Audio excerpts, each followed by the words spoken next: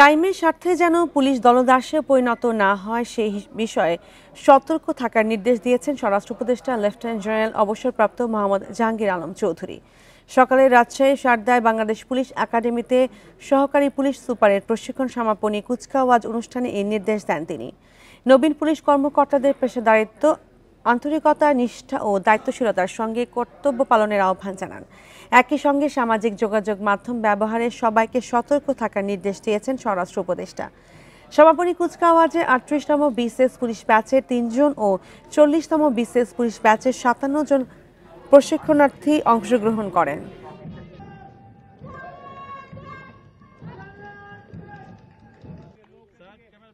কোনো কায়েমি স্বার্থ যেন আপনাকে তাদের দলদাসে রূপান্তরিত করতে না পারে, সেই জন্য সর্বদা সতর্ক থাকতে হবে।